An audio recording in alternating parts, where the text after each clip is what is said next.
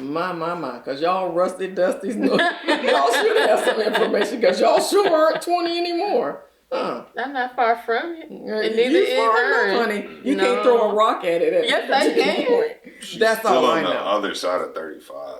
But like I said, she can't throw a rock back at 20 though. Is this at thing 29, wrong? I can. You're not 29. I can throw a rock back at it. You know you can't, baby. Yes, I can. You got to be, what's his name? Terrell. That's what, it don't matter. Because the children still think I look young. Yeah, you definitely can't skip. Well, you all, I can skip a pebble back to that.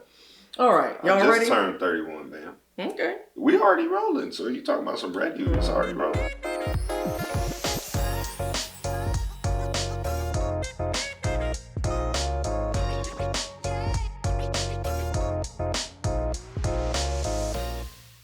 Hey, Dr.Jacquie here for our podcast with a hot topic, pros and cons of dating in your 20s. Man, when you're 20 years old, I'm trying to think back. It's hard for me to remember when I was 20.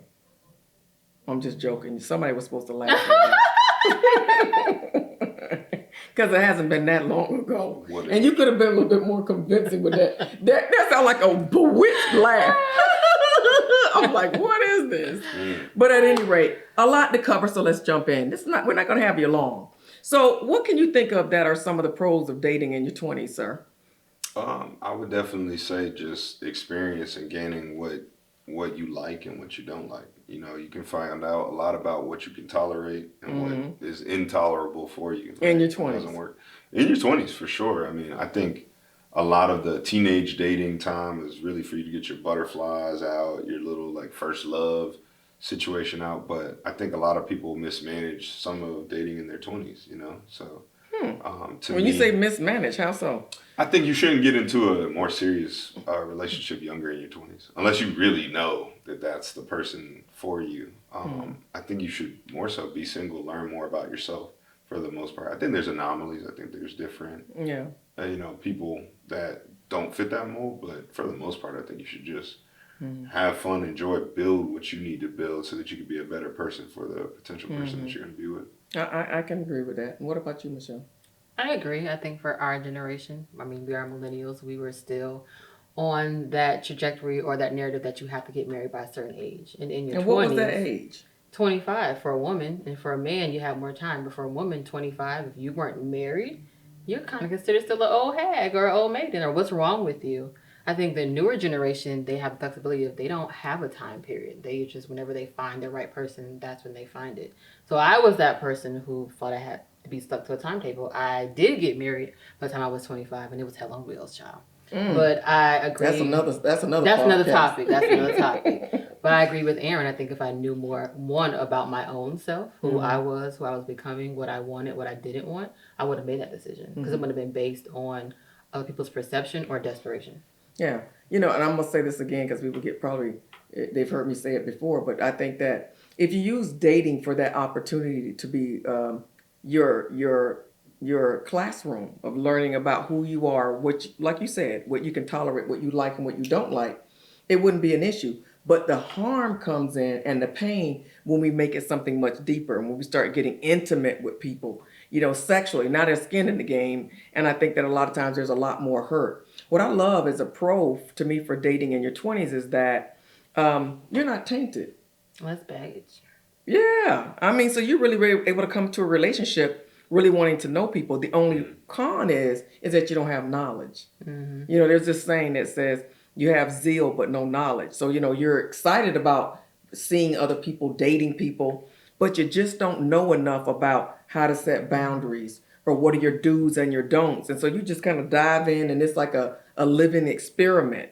And often it doesn't end well. And so a lot of times those dating adventures that we've had when we're in our 20s, we started out untainted, but over time we quickly get tainted, Or as you say, have a lot of baggage. Well, I mean, these days, people do come with baggage because they got about 10 children and 17 baby daddies, but that's another topic too. But you still have, I think, less baggage of the hurt and that trauma that you're carrying into your relationship in your 20s. I'm in my 30s now, so I have to work through trauma that I experienced in my 20s and my late 20s now relationship that I am in my 30s. So I think you have less baggage in that regard in your 20s. You know, when you said that, it's like I almost saw that there was like 3 or 4 people in that current relationship with you. Mm-hmm. It's like you kind of carry them people with you. You ain't with them anymore. Right. They're nothing to you now, but somehow they're still invading your current relationship. They still with you on the journey. Yeah. And you know, that's a sad case, but it's really altogether true. So what do you do to try to mitigate the issues of your past hurts from those past relationships while you're trying to deal with embracing this new relationship? It's a lot of self-talk and reminding myself that they're not that person.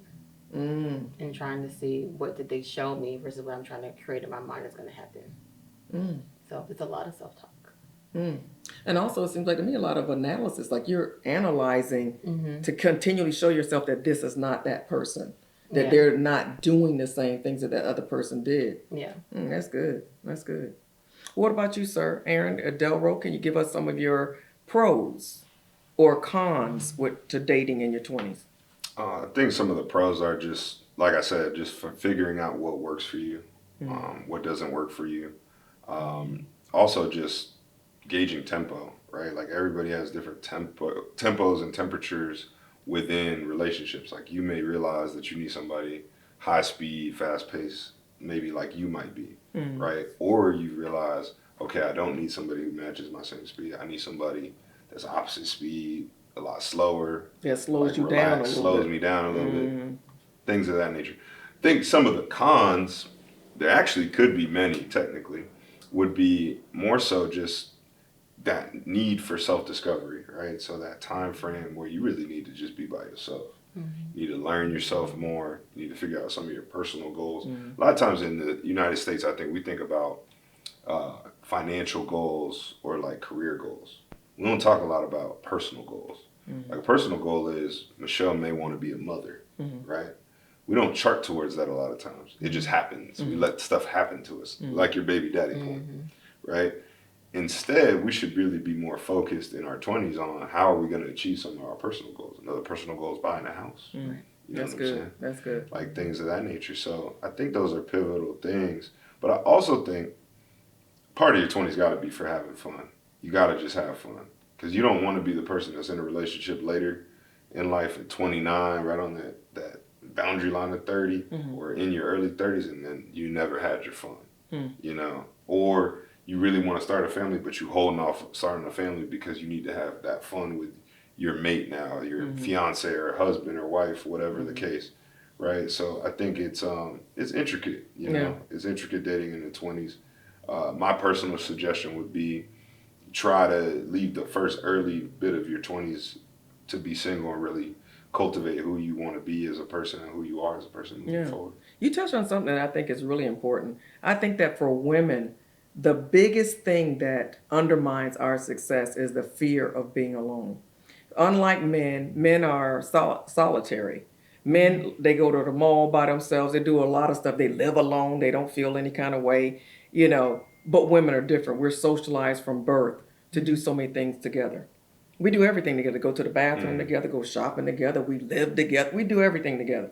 And so I find that the fear of being alone is something that I think that accelerates prematurely this process that we should be using for self-discovery to always being with someone. So you never get that time for self-reflection and for, like she even said, analyzing your life so that you can try to gain some lessons, because we're always trying not to be alone. And, you know, that was a fear that I had when I was in college. I realized, like, I'm always with somebody, and I don't like this time of being alone.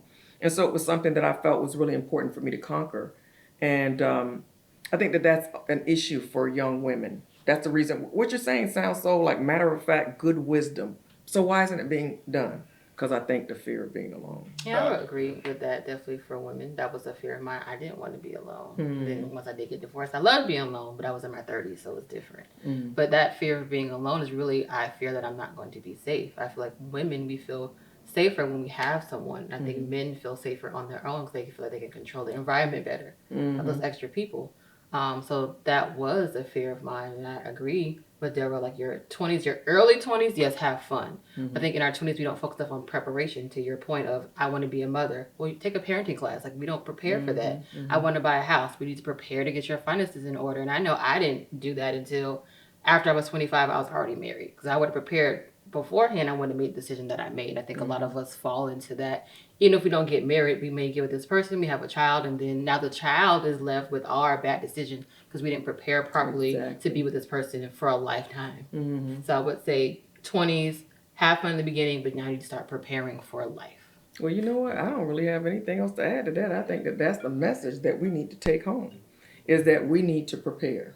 Yeah. And that we need to get to know ourselves. So I think the takeaways are very clear. But also I think that we need to see that we should not be afraid of being alone. We need to be aware of that hidden enemy that's going to rob us of the lessons that we need to be learning and the experiences that we need to have. And so being solitary, being able to have time to reflect and to process. And you know, something that I do almost every day, it's like I'll be driving home and it's like my day starts to replay.